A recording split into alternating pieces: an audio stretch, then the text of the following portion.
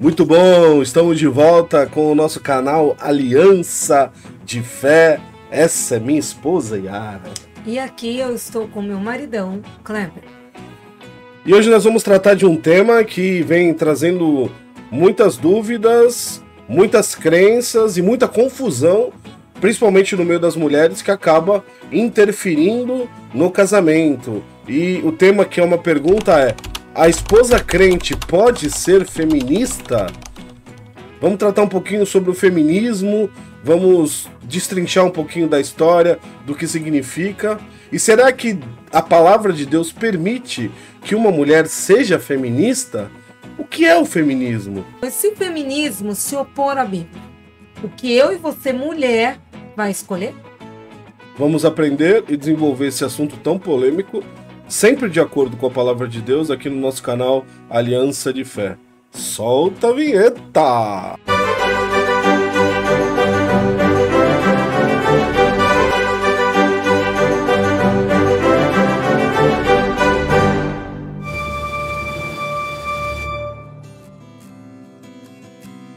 Maravilha! Estamos vivendo em tempos em que muitas mulheres se auto-intitulam feministas, mas nem sabem a sua origem e nem o que isso significa. O discurso parece bonito, mas o pano de fundo pode passar longe da vontade de Deus. Primeiramente, precisamos entender a origem disso tudo, o que significa feminismo, onde isso começou, para depois nós podermos falar se realmente nós aceitamos ou não, se a gente abre exceção para alguma coisa ou não, mas a gente precisa entender daquilo que a gente fala, isso é muito importante. Então, a primeira coisa, qual é a origem e o significado dessa palavra feminismo, onde isso se iniciou, né? Então, a palavra feminismo, ela vem de uma origem do ser mulher, de autonomia da mulher, né? E a origem disso, na verdade, ocorreu já faz um bom tempo. Que aconteceu o que eles chamam da primeira onda. Ela ocorreu mais ou menos ali no final do século XIX, no início do século XX, ali na França, e algumas mulheres que precisavam trabalhar, que estavam trabalhando já nas indústrias depois da Revolução Industrial, que precisavam cuidar da família e ao mesmo tempo estar fora do trabalho, elas também começaram a reivindicar os seus direitos de poder votar e de poder estudar. Porque elas eram analfabetas, elas não sabiam falar a língua delas, não sabiam escrever direito, e elas começaram a fazer uma reivindicação. Então a primeira onda do que nós chamamos hoje de feminismo, na verdade foi aportada pelo feminismo, porque a primeira onda foi uma grande manifestação saudável e muito salutar das mulheres, de poder, bom, se eu posso trabalhar, então eu também posso votar. Se eu posso votar, eu também quero aprender a ler, eu quero aprender a escrever, para mim poder saber mais, ter mais informação, ter mais sabedoria, conhecimento, poder crescer, já que agora eu estou trabalhando, coisa que a mulher antes não podia. Então essa primeira onda do feminismo, que elas têm tanto orgulho disso, na verdade, foi uma onda muito boa, foi uma coisa boa que as mulheres estavam reivindicando. Era injusto as mulheres têm que trabalhar, participar da renda financeira do lar e não poder estudar, serem impedidas de votar, de escolherem os seus líderes. Então, a primeira onda foi boa. O problema foi o que veio da segunda onda, que elas chamam segunda onda, que é a partir de 1960 até mais ou menos 1980, que foi marcado pela luta por direitos reprodutivos, sexualidade, saúde da mulher, violência doméstica, estupro e trabalho doméstico não remunerado. O grande problema disso é que eles pegaram frases que realmente são injustas para as mulheres, como sexualidade, como saúde da mulher, como violência, e embutiram tudo junto numa causa que, na verdade, vai contra tudo aquilo que Deus estipulou. E quem começou isso, o nome mais expoente até hoje do feminismo, é uma mulher chamada Simone de Beauvoir. É muito importante você poder estudar sobre essa mulher. Eu estudei um pouco sobre ela. Geralmente as mulheres leem os livros que ela escreve, mas os livros que ela escreve não tá a história da vida dela, o que ela foi. Os livros que ela escreve tá as causas que ela reivindicava. Então às vezes você lê o livro dela e fala, poxa, mas qual é o problema dessa mulher? Ela não tem problema nenhum, mas vai estudar a história dela. Por exemplo, a história do marido dela. O marido dela, que era um homem extremamente promíscuo, era um homem que tinha problemas físicos e era complexado por isso, e ele, quando se casou com ela, eles abusavam de meninas, eles faziam coisas horríveis. Ela era adepta Simone de Beauvoir, junto com seu marido, era adepta à pedofilia. Eles praticavam isso, todos sabiam que isso acontecia. Procure estudar a história dela antes de tê-la como uma seguidora dessa mulher. Isso é muito importante. E essas questões que a mulher está reivindicando, que ela vem reivindicar agora, vai se opor àquilo que Deus quer para a mulher. A gente vai trabalhar um pouquinho disso. Isso foi a segunda onda. E a terceira onda, que veio a partir da década de 90, agora já mais recente, ela é considerada uma continuação dessa segunda onda que foi levantada por Simone de Beauvoir. E isso vem com uma roupagem muito bonita. O discurso, ele é lindo, ele é maravilhoso. Mas o que Deus fala sobre essas coisas é o mais importante. Uma segunda coisa que eu queria levantar com vocês, para a gente poder resumir tudo isso que as mulheres reivindicavam, esse feminismo vem reivindicando, são 5 pilares. Elas dividiram isso em 5 pilares. Primeira coisa, igualdade de gênero. Igualdade de gênero já é um problema bíblico, porque Deus não fez o homem e a mulher para serem iguais. Essa é a grande questão. Então já o primeiro pilar já é um problema. Autonomia, autonomia das mulheres, ou seja, a mulher ser autônoma, também não é bíblico. Porque a mulher precisa depender do homem e o homem depender da mulher. Isso também não é uma coisa boa. Combate à violência de gênero. Combate à violência contra a mulher é uma coisa. Né? Combate à violência como só as mulheres sofressem no relacionamento é um problema também que a gente precisa abordar. Né? Empoderamento feminino, outro pilar. Então a mulher agora ela não precisa de nada nem de ninguém. Ela é super poderosa. Ela consegue tudo sozinha, ela é uma pessoa independente. Isso também não é bíblico. E a última, que é a que eu demorei mais para poder entender, e na verdade até agora não entendi direito, interseccionalidade. Eu nem sabia que essa palavra existia. Aí eu fui estudar, o movimento reconhece que a opressão de gênero afeta as mulheres de maneira diferente, dependendo da sua raça, classe social, orientação sexual ou identidade de gênero. Então, essa interseccionalidade, na verdade, é a opressão que a mulher sofre. E às vezes, dependendo da cultura, dependendo da cor dela, ela vai sofrer isso de formas mais graves, mais problemáticas, dependendo da situação. Então elas lutam contra essa causa. Vocês olham esses 5 pilares, como eu disse aqui, parece uma coisa linda. Mas quando a gente vai a fundo, o que isso causa, na verdade, é uma separação daquilo que Deus criou para a mulher ser. E uma separação da mulher do homem, da mulher do casamento, da mulher da família. Porque não é possível, humanamente falando, a mulher viver desse jeito empoderada e ter uma família, e ser feliz, e conviver bem com o homem como Deus sempre quis. Para não ficar falando só da história, e só do que significa o feminismo, eu vou trazer aqui algumas refutações bíblicas. Lembrando que até agora eu não falei nada de Bíblia. Veja que a gente já encontrou um monte de problemas sem eu citar a palavra de Deus. Simplesmente pelos pilares que elas levantam já tem problemas na sociedade por isso. Mas já que estamos falando de casais, nós somos casais que temos a palavra de Deus como via de regra, vamos trazer uma refutação bíblica também. Eu vou pedir para a Yara ler o primeiro texto, Gênesis capítulo 3, versículo 16. A mulher, ele declarou: multiplicarei grandemente o seu sofrimento na gravidez. Com o sofrimento você dará à luz um filho. Seu desejo será para o seu marido e ele a dominará. Esse versículo já fere vários pilares, dos 5 pilares aqui que elas colocam. Igualdade de gênero. Não é possível a mulher ser igual, porque Deus determinou que a mulher sofra no parto, que a mulher seja dependente do homem. Isso é uma coisa que Deus estipulou. E quando a mulher tenta ferir isso, ela não é mais uma mulher, ela é qualquer coisa menos a mulher que Deus criou para ela ser. E aí você tem hoje mulheres depressivas, você tem hoje mulheres que não conseguem conviver com outros homens, pulam de um relacionamento para o outro, porque na verdade estão ferindo o princípio de Deus da vida delas, daquilo que Deus as criou. E o fato delas precisarem do marido, do homem dominá-la, como está falando aqui, mas não no sentido de mandar, mas no sentido de cuidar, de depender, também é um outro problema, porque a mulher sozinha ela não vai conseguir. Ela conseguir um relacionamento saudável se ela não precisar do homem e o homem não precisar dela. Outro texto legal, Efésios capítulo 5, 22 ao 24. Mulheres, sujeite-se cada uma a seu marido como ao Senhor, pois o marido é o cabeça da mulher, como também Cristo é a cabeça da igreja, que é o seu corpo, do qual ele é o Salvador.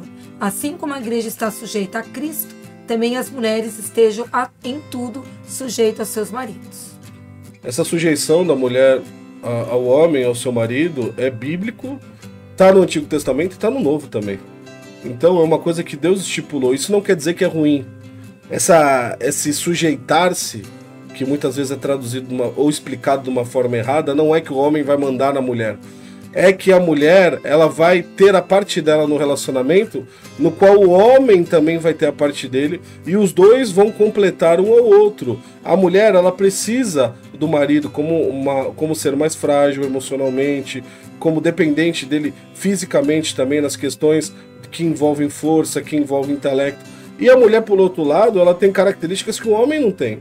Nós explicamos bastante isso no vídeo que nós fizemos da mulher perfeitinha. Eu vou deixar aqui no card também, para você poder dar uma olhada. Mas olha quanta coisa um versículo bíblico está nos falando. Essa questão do homem ser para a mulher e a mulher ser para o homem é bíblica, não dá para ferir isso.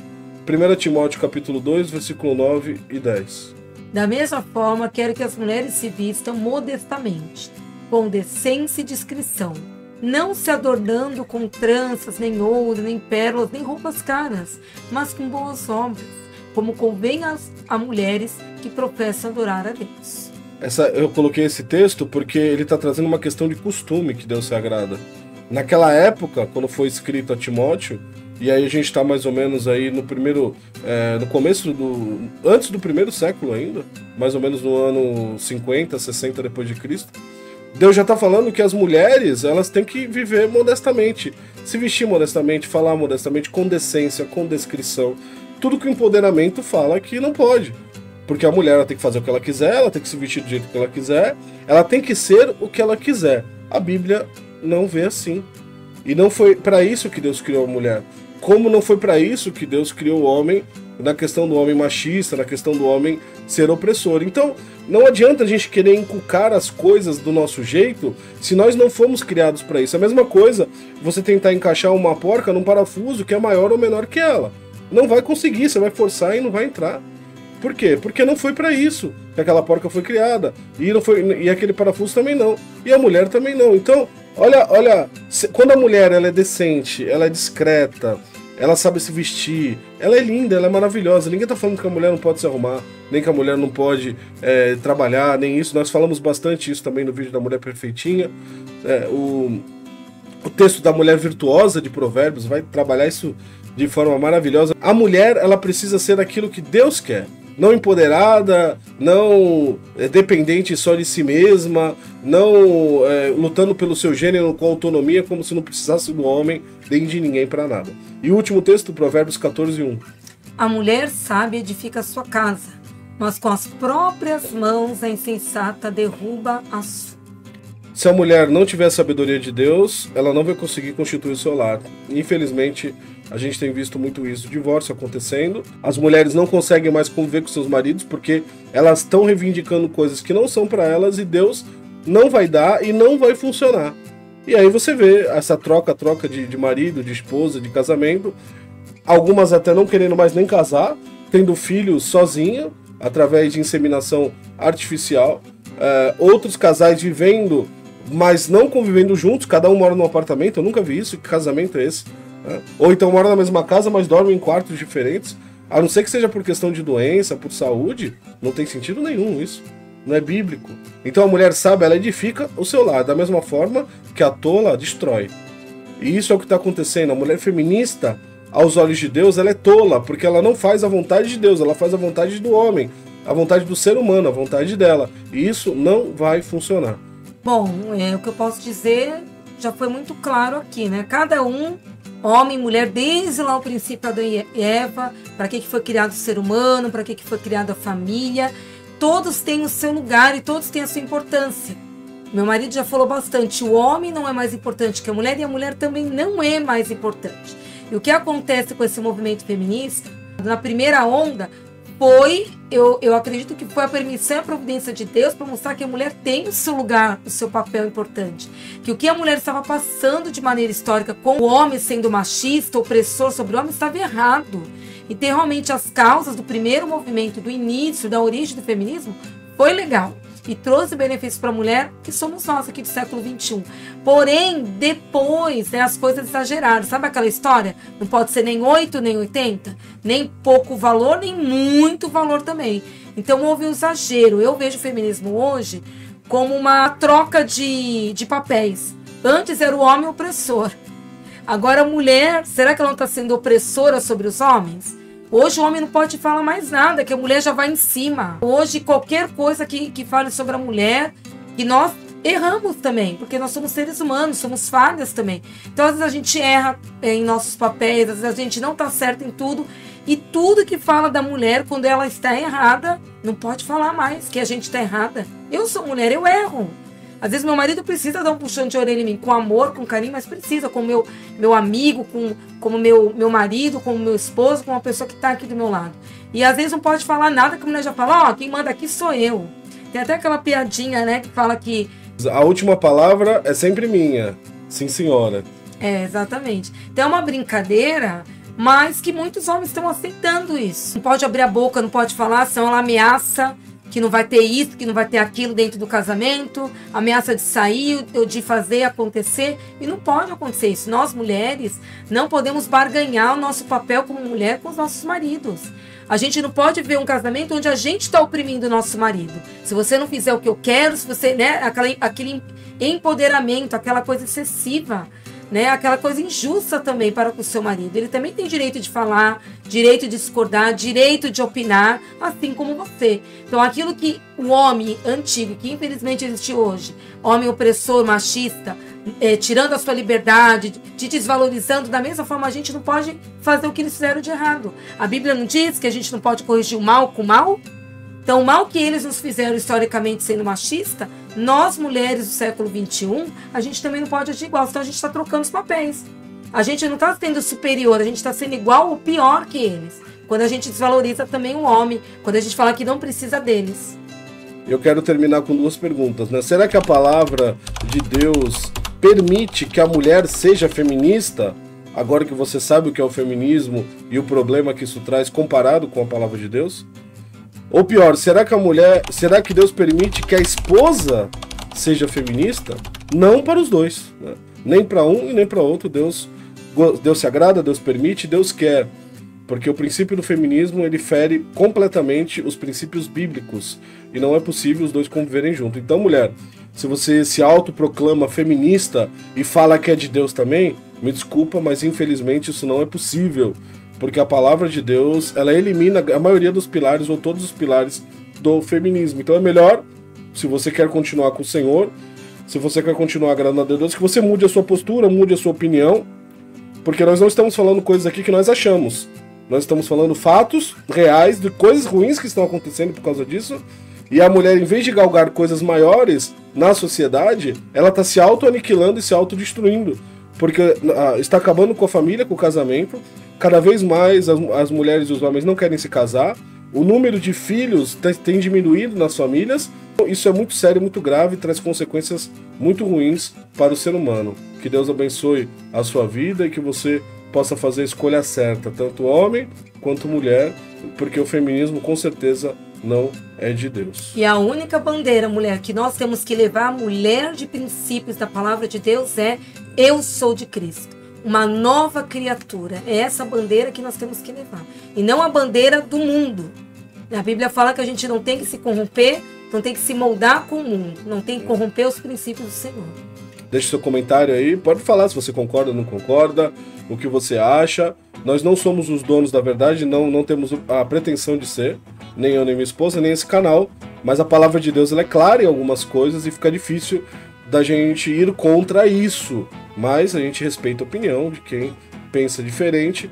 E você pode deixar aí seu comentário, nos ajude compartilhando nosso canal, ativando o sininho, se inscrevendo, deixando aquele like muito importante pra gente e principalmente participando conosco aqui dos nossos vídeos, interagindo. É sempre bom saber quem é que tá vendo, de onde você é, deixando comentário.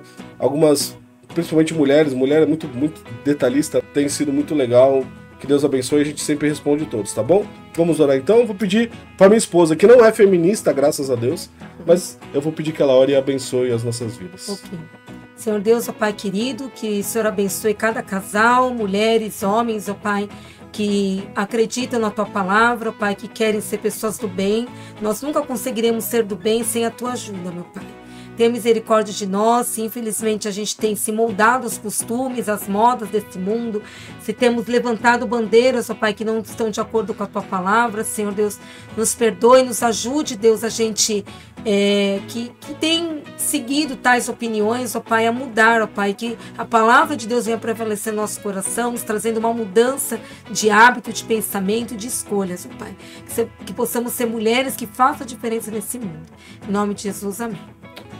Deus abençoe a sua vida. A gente vai, mas estamos voltando sempre com vários vídeos, vários temas importantes. Um beijo e tchau, pessoal. Valeu.